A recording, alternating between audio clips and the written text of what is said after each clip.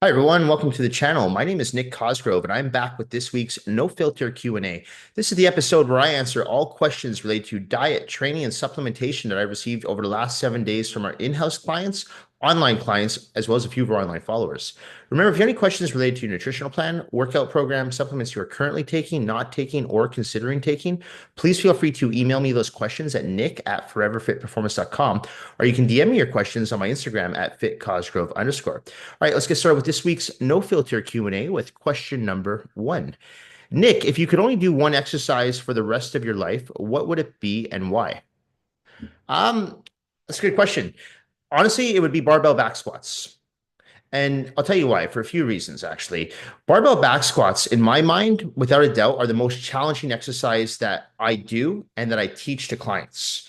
It's not a beginner exercise. It's an exercise that I usually give to people who've been working with me on the floor for like at least 3 to 4 months because it's a very complex movement.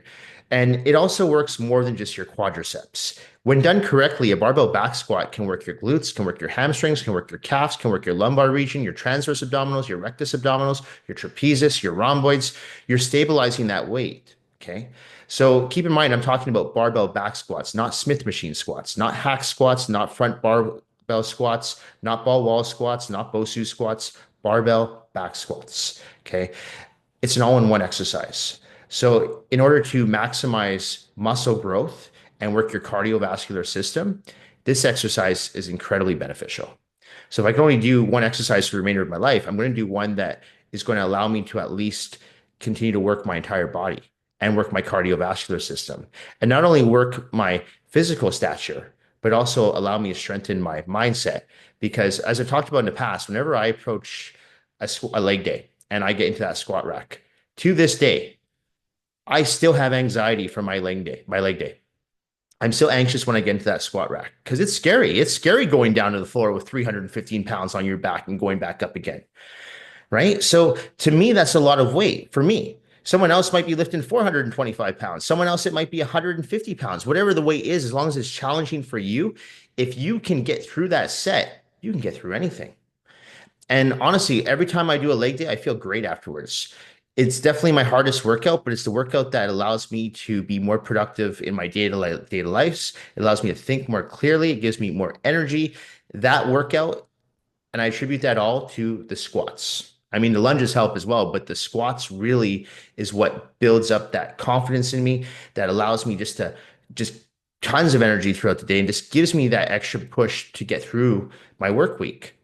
So yeah, if I could only do one exercise, it would be barbell back squats. And the problem with barbell back squats is whenever I do them, my legs are sore for 4 to 5 days. So I'd obviously have to reduce the volume of my training and bring them down to maybe just if I could only do that one exercise, I'd probably have to do it 2 or 3 times a week max because there's no way I could do it every day. It just wouldn't happen. I could risk injuring, tearing something, breaking something. So that's not going to happen. But yeah, that is without a doubt my least favorite exercise, but also the exercise I know that adds the most benefits to my physique and my mindset. So for those reasons, I would continue to do that exercise for life. And if that was the only exercise I could do, that would be it. All right. Next question. Nick, what's the weirdest diet trend you've ever tried or seen? Oh, um, no diet trends that I've ever tried because since a young age, I've always looked for the science behind the diet. I don't fall victim to these fad diets. But there's so many that I've seen over the years. The one that comes to mind right now is the If It Fits Your Macros diet. I think it was back in 2015, 2016. I wrote a few blogs about this diet. I would constantly be explaining to clients why they should not be going on this diet. For those that don't know, the If It Fits Your Macros diet, which is still around to this day, and will probably come back out again in a few years as a very popular diet trend to follow because these type of fads tend to regurgitate themselves. But for those that don't know, the premises of the diet is you can eat whatever you want as long as you stay within your daily macronutrient allowance. So if your daily macronutrient allowance says that you can have 200 grams of carbs a day and 80 grams of fat a day and 300 grams of protein a day, have whatever you want. If you want to have cheesecake, cookies, burger, fries, have it as long as it fits into your daily macronutrients. The problem with that diet, though, is that it's not taking into consideration your micronutrients, which is the quality of the food that you're consuming. So I've always been against this diet. And unfortunately, in 2015, 2016, I had a few clients who went on this diet, even though I would tell them, I strongly advise you not to do it. And what they noticed is that, yeah, they would lose weight because they're staying within their daily macronutrient allowance, daily caloric allowance, somewhat in a caloric deficit, but they wouldn't be losing quality weight. They would be losing muscle. They wouldn't really be losing fat. Okay. So it wasn't working in that degree. I mean, they were weaker in the gym. I said, because if you want to train for muscle and you want to train to lose fat, you need to work out with optimal performance. And in order to work out with optimal performance, you need to fuel your body properly. So you can't fuel your body on pancakes and cupcakes. You need to fuel your body on oatmeal, Ezekiel bread, cream of rice, chicken breast, brown rice, sweet potatoes, yams, that type of food. Okay. If you're driving a Ferrari, you're not going to fill it with cheap gas. You're going to fill it with premium gas. So same thing with your body. Why are you going to fill it with crap food? So I never understood that diet. And, fortunately, a lot of people I work with now, or everyone I work with now, no one follows that diet. I know it's still somewhat popular, especially with the younger generation, but to me, it's just never made sense because if your only goal is the number on the scale, sure, go in a caloric deficit, go eat shitty foods and just count your macros and all this nonsense. But if your goal is to actually lose fat while building muscle and transforming your physique and improving your overall health and well-being, you need to be looking at the micronutrients of the food that you're consuming. There's no way around this. There's not. Okay. I'm all about longevity. I want to be able to live a long, healthy life and give myself the best odds to do that. I have to make sure that my diet's dialed in. Okay. So that's a fad that it comes and goes, and like I said, it'll probably come back and even be more popular again in a few years because these diets do tend to regurgitate themselves. I mean, the ketosis diet, that's been around for decades. You got people who are reinventing that with the carnivore diet, people doing intermittent fasting, which I've talked about in the past, that I'm not necessarily against intermittent fasting from a health component, but from a building muscle, losing fat standpoint, I wouldn't recommend doing a diet like that. Okay. So, in order to avoid fads, it's important to find a formula that works for you and only you. And that can take a lot of trial and error. Okay. And that's where, again, it comes down to working with an experienced coach, dietitian, nutritionist who can work alongside you and you can troubleshoot together to find out the best formula that works for you. The diet that works for me doesn't necessarily work for my clients, right? So, but once you find a formula that works, once you find a formula that's allowing you to put on muscle, lose fat, perform at optimal levels in the gym, have tons of energy throughout the day so you don't have to rely on stimulants, now you've found a great diet plan to go with. Will you have to make changes to that plan? Maybe, because as you age, your body changes, right? Your lifestyle changes. So your diet has to change with it. So I've never been one of those people who jumps on the bandwagon and tries these fad diets. I've always looked for the science behind these diets. And to me, when I see these things like the If It Fits Your Macros diet, the intermittent fasting diets, the ketosis diets, the carnivore diets, uh, the Atkins diet, to me, there's no science backing them. Okay, so I go with the science. So if I'm looking for longevity, I'm looking to continuously build muscle, lose body fat, feel good. I find a customized plan that works specifically for me, my goals, and my lifestyle. All right. Okay. Nick, what's your ultimate gym pet peeve? There's a few. Uh, my biggest pet peeve, though, without a doubt, people not putting away their weights, people not clearing their machines, people not taking plates off their bars. This is without a doubt the most disrespectful thing that you can do in a gym. Whenever I'm done an exercise, I always look behind to make sure that I've cleaned up the area that I'm in. Always. It's the same thing when I leave a room. I look around to make sure I've cleaned my room. Okay, everything looks good. Or if I'm someone's house, same thing. I make sure I didn't leave a mess. So when you're in a gym, same thing. If you're doing a leg press, you don't leave 12 plates on the leg press and then maybe some older ladies coming up right after you who can do one plate aside. Now she's got to clear all those plates. Same thing. People who leave their dumbbells on the ground instead of putting them back on the rack. There's no reason that you can't clear your weights. So to me, that's an incredibly disrespectful action that people take in the gym. And, I talked about in the past that if I owned a gym and if it were my gym, I would have a two-strike policy. First time you get warned. Okay. Second time we suspend your membership for 6 months. You don't want to train here, you don't have to train here. But if you can't clean up your shit, get the hell out of my gym. Okay. I've seen this with trainers as well, trainers who don't clean up after themselves, and I call them on it right away. I'm like, clean up after yourself. It's super disrespectful. Okay. No one else should be cleaning up after you. So that is my biggest gym pet peeve for sure. I mean, people sitting on pieces of equipment on benches for hours on end, on their phone, looking at TikTok and Instagram. Obviously, that bothers me as well. But fortunately for me, I'm in a private facility, so I don't have to put up with that anymore. If I worked at a commercial gym, that would probably drive me insane. But we don't have to deal with that at my facility. But yeah, no, it's honestly clean up after yourself because someone's going to want to use that area. And now they're in a workout and they have to clean up your shit. They have to unload your bar, unload your machine. Well, why? Right? Wipe down the equipment after you use it, clean up after yourself. Be a decent human being. All right. Okay. Nick, what's the best training advice you've ever received that totally changed the game for you? Uh, I don't know if it was so much advice as it was research. So when I first started, I've talked about this in the past, how I was able to obtain the Arnold Schwarzenegger Encyclopedia of Bodybuilding. And I was really lucky because I think my dad got it for me at a garage sale. And I'm really thankful for him for doing that because I read that book from beginning to end, every page. And what I would do is I'd read about how to do exercises. So I'd read the theory and I'd take what I learned from the theory and apply it in the gym. And I was really fortunate too, because I was working alongside a lot of bodybuilders in the gym at the time that would help correct my form and technique. So I had the theory from the book along with the practical that I was doing in the gym, and I would go back and forth. And I read that book a few times. And one other thing I learned from that book was high volume training, because Arnold was a huge advocate of that.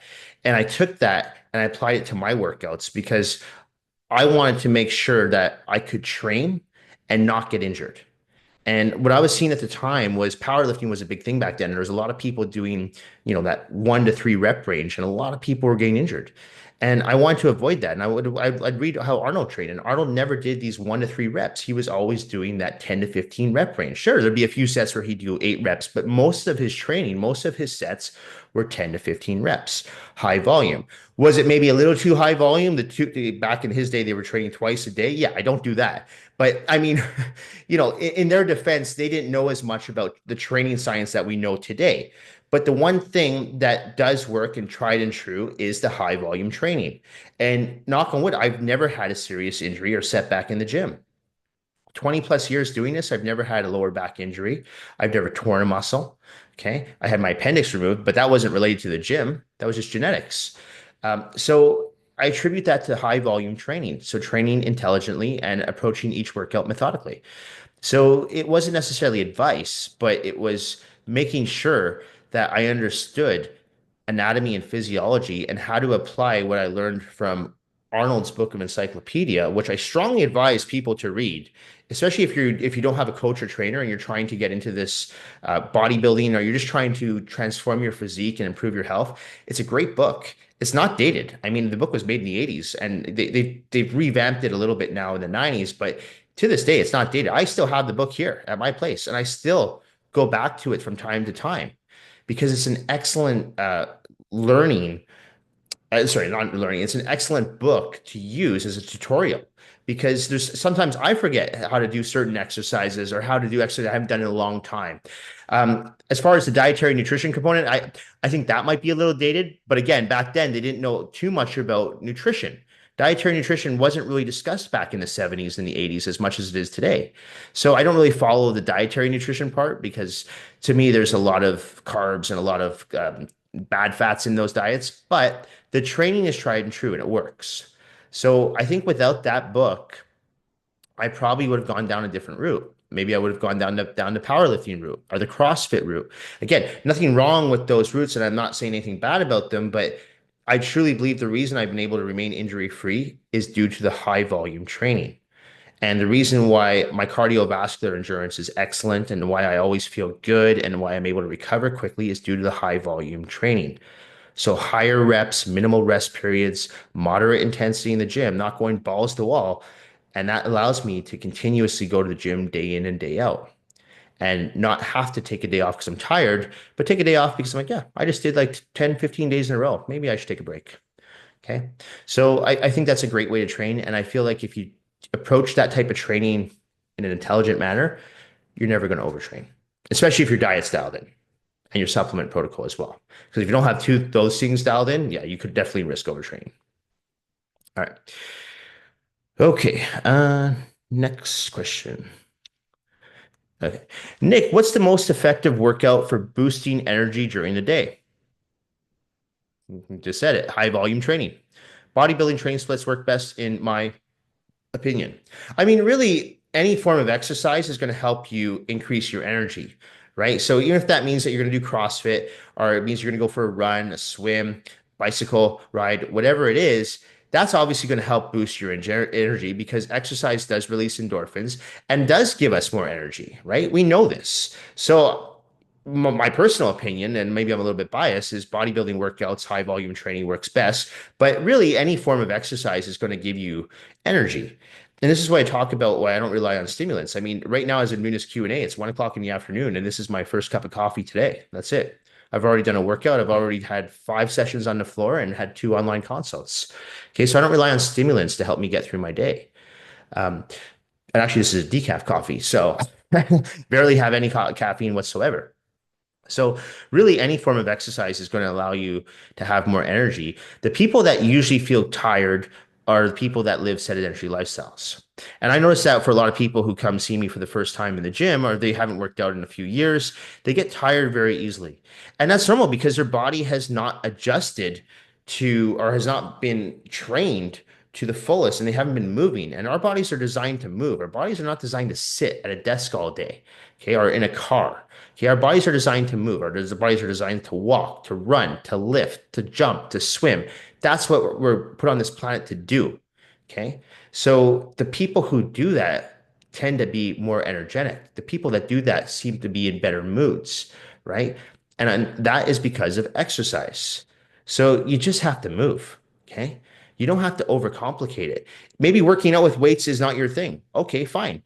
Then go find something else that's going to get you to move, that you're going to exert energy, that you're going to get a sweat, whether that's running on the seawall, whether that's going for a swim, going for a long bike ride, going for a hike, whatever it is, just get your body moving.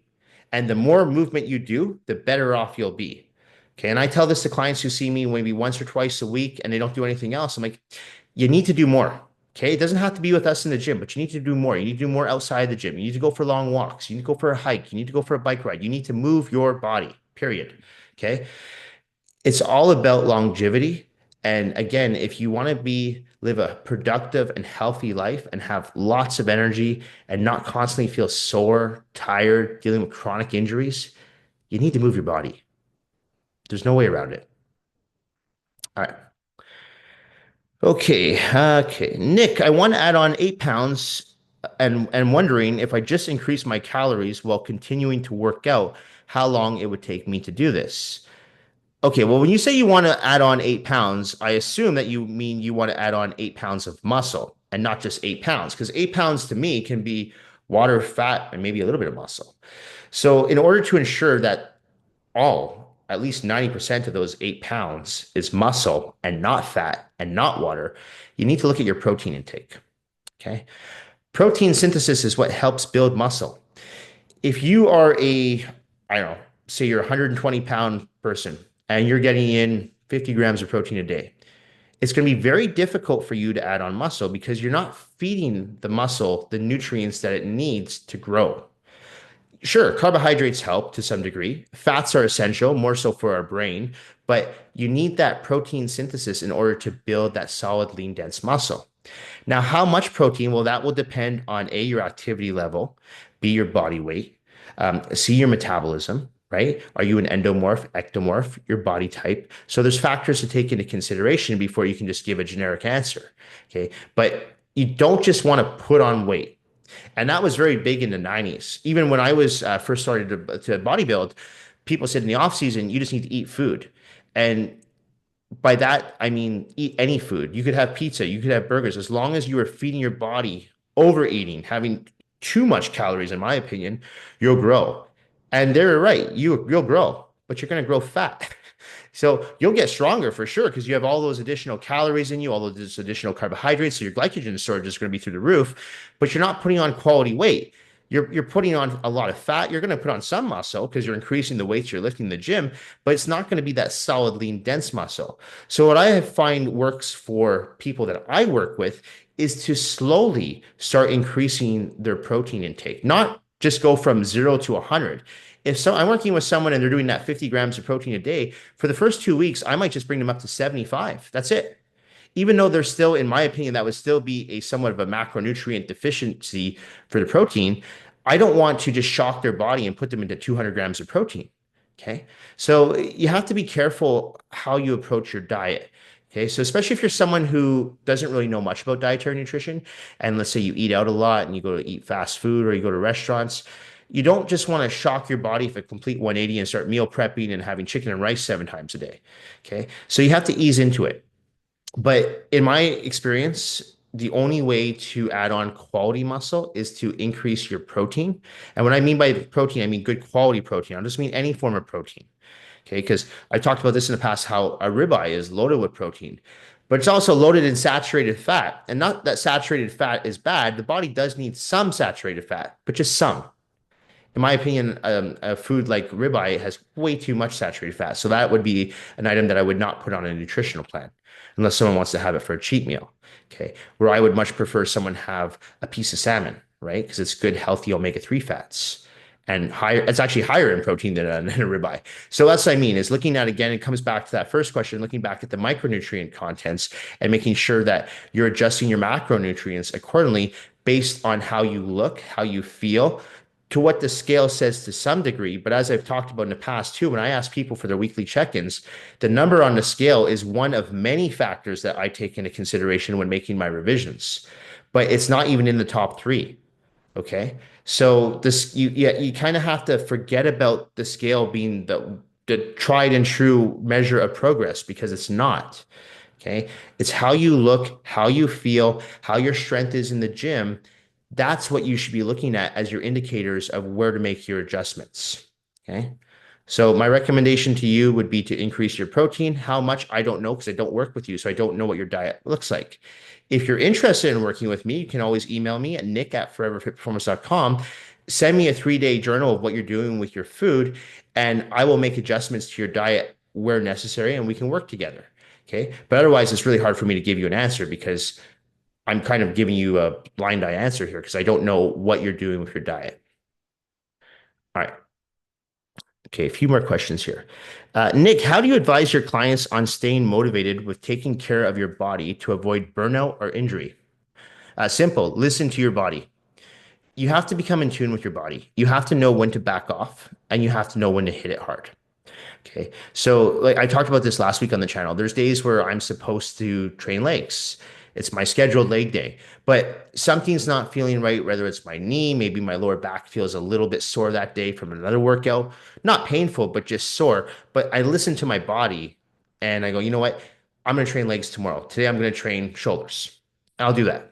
I listen to it. Same thing with my clients. Sometimes we might have a scheduled chest and back workout. I've had people come in and say, I don't know, because like right now I'm having some difficulty with my rotator cuff. I can't do this movement. I'm like, okay, well, we're not going to train chest today. Let's do arms. Let's do legs.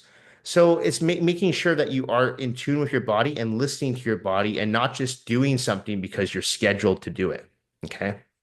As far as burnout goes, you want to make sure that your recovery is just as important as your training. What I mean by that is you want to make sure that your diet's dialed in.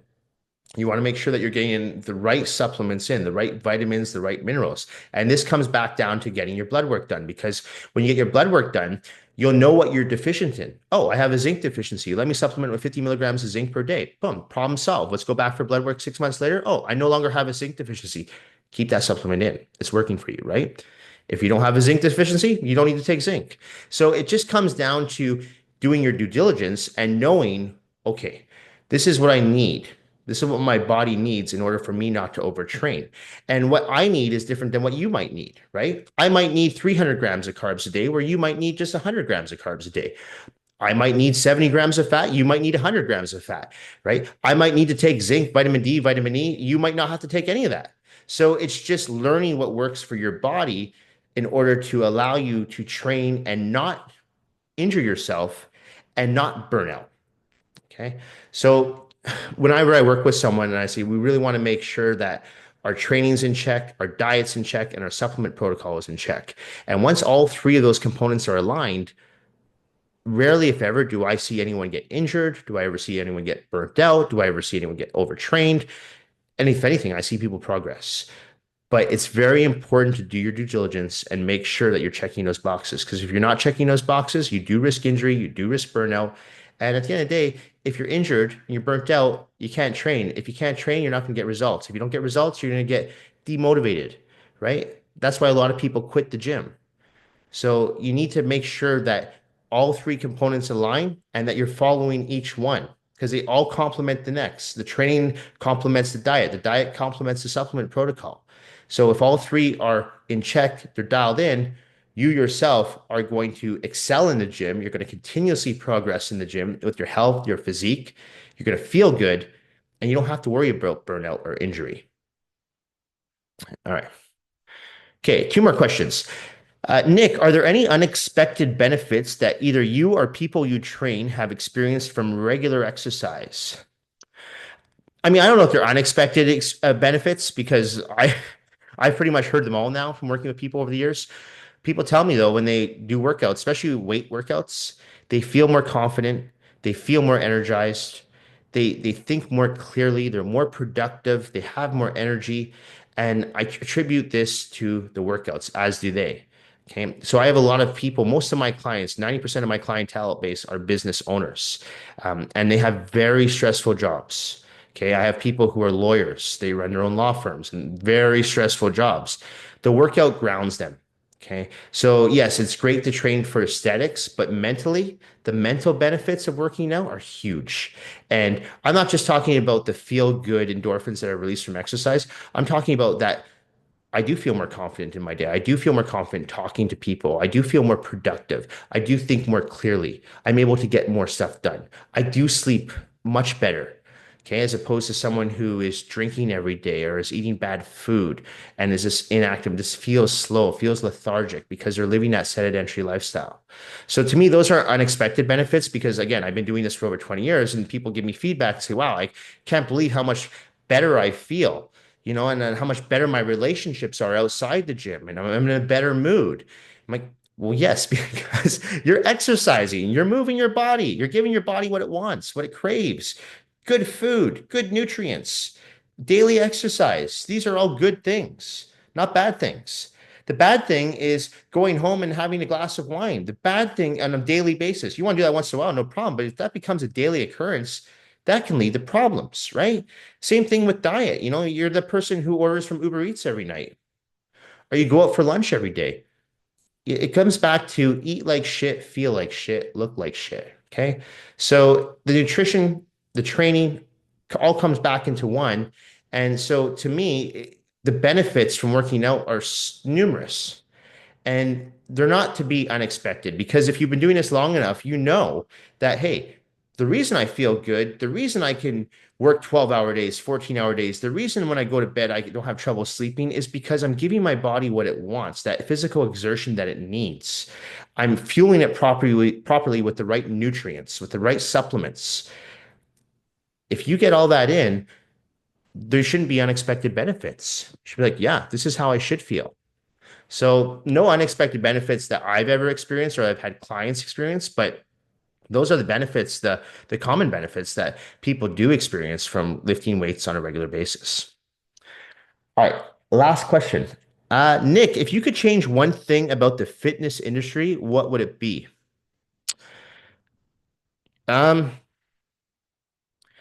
Transparency. Transparency is huge. You know, I feel like there's so many people, especially these fitness influencers, that are doing anabolic steroid cycles. They're taking growth hormone, and they're out there and they're promoting their diet plans, they're promoting their training programs, but they're not giving you that one little secret on the side that they're doing, right? Which to me, if you're going to advertise your physique and you're going to promote your physique, you're going to sell your services based on how you look, you need to be transparent with your clientele base. You do. You don't have to tell people what steroids you're doing, but you can tell people, yeah, I'm enhanced. I mean, I work with a lot of enhanced clients. I know enhanced trainers, and that's fine. To enhanced athletes, they're transparent about it. They say, yeah, you know what? I do use some anabolic steroids, or I am on growth hormone, but I also make sure that my diet's dialed in. I also make sure that I'm training intelligently. That's fine. But you got to make sure that if you're working with someone and they say, I want to look like you, well, then you have to make sure you tell that person, hey, I'm doing this, this, this. But I can still help you as a coach if you want to train naturally, but you're not going to look like me because if you're not going to go on the supplement protocol that I'm on, well, that factor is huge for adding on maybe that extra 10, 15 pounds of muscle and stripping that extra 3 to 4% of body fat. Okay. And that's the reality. So I get really frustrated when I know, because again, doing this for 20 years, I can spot it. Who's using, who's not. And I could care less if you are using or not. But if you're someone who's in our industry and you're promoting your services based on how you look, you need to be transparent with your clients. You need to tell your clients what you're doing. I mean, I'm very open with my clients. I'm probably too transparent with people. I show you what I'm doing in my kitchen. I show you what I'm doing in the gym. I've documented all on my Instagram posts, on my stories. So people know what I do, right? People have seen my fridge. People know how I eat. People know that I meal prep 42 meals in advance. So I'm very transparent and I don't tell people you have to do that. But if you're saying, hey, Nick, I want to have legs like yours, I'm like, okay, well, you need to be at the gym doing 315-pound squats in addition to 64 reps of lunges times 8 sets. And you have to get that all done within 20, 30 minutes and not be on your phone. In addition to that, you have got to make sure that you're having 6 to 7 meals a day. Like I mean, like all these things help build my legs or build my arms or build my chest. So you have to be transparent. And I see it so often in the fitness industry, and it just drives me insane because to me, it's just not authentic. And this industry, especially if you're selling a service, especially if you're selling a service that's going to help promote health, fitness, and transform people's physiques, you need to be transparent. Okay. It's the same thing when I see people filtering photos. Like I see trainers doing this. I'm like, why are you filtering your butt? Why like I don't understand this. Like maybe I'm a little bit too old school. I actually don't even know how to filter something, but if I did, I wouldn't because I'm like, no, I want to show you how I truly look. I remember after I had my appendix taken out, I took a selfie with my shirt off. I looked like shit. I looked like absolute garbage. I was like, look, this is how I look right now. I just had surgery. I haven't been able to train for 4 or 5 weeks. This is how I look. And I did look like crap. I was holding a lot of water. I couldn't eat the same. I lost some size, but I was fine with it. I was showing people, and people liked it. People were like, "Wow, this person is being transparent. He's willing to put it all out there," and I think people respect that. So whether or not you are using anabolic steroids, that's irrelevant. It's that if you are using them though, and you're promoting your services based on how you look, you need to make sure people understand that that is another component in your supplement stack that's allowing you to look that way. It's not the only component, but it is another component to the equation. And I really feel that that is something that the fitness industry as a whole is missing right now is that transparency. And there are a few people like myself out there who are fully transparent. And like I said, I have trainers that I know who are using, and they're actually very open about it, and they're good friends of mine. And I appreciate that they're at least transparent about that part of their lifestyle and that those supplements, and when I say supplements, I mean the anabolic steroids and the growth hormone, allow them to look a certain way and maybe get away with eating some more like bad foods and still keep their body fat levels low. Because you're going to get a lot of people out there that say, well, I want to look like The Rock. I'm like, okay, well, if you want to look like The Rock, yes, you got to eat, yes, you got to train, but you also probably have to go on The Rock steroid cycle. The Rock doesn't need to talk about a steroid cycle because The Rock is not training people in the gym. The Rock is a movie star. But if he was a trainer or a coach and he wasn't sharing that one piece of um, part, or sorry, I should say one part of the equation that he's doing, I would say, yeah, no, I don't respect that because he's not being fully transparent. Okay. So if your job doesn't require you to be transparent and you are a movie star, you're just doing it for overall look that you want to look a certain way, but you're not coaching people to transform their physiques, then yeah, you keep it to yourself. But again, if you're using your body to promote your services and say, hey, you can look like me if you eat like this and train like this, and you're not talking about that one piece of the equation that you're not doing, that to me is not authentic and it's shady and I don't like it. So transparency is one thing I feel that the fitness industry is missing, and it's something that I feel that more people should be open about. And to me, I'll always be transparent with my clients. I'll always tell my clients, hey, you know what? I'm considering going on TRT therapy or whatever it is. Maybe I'll tell some female clients, hey, I know some people who are some of my female clients who are on HRT therapy. Let's talk about it. Let's keep dialect open. I'm not suggesting that you do it, but this is what I do. And it's that easy to me because people will appreciate that open honesty. And the ones that don't and say, oh, you're cheating, or okay, fine. Well, you're not the trainer for them. That's fine.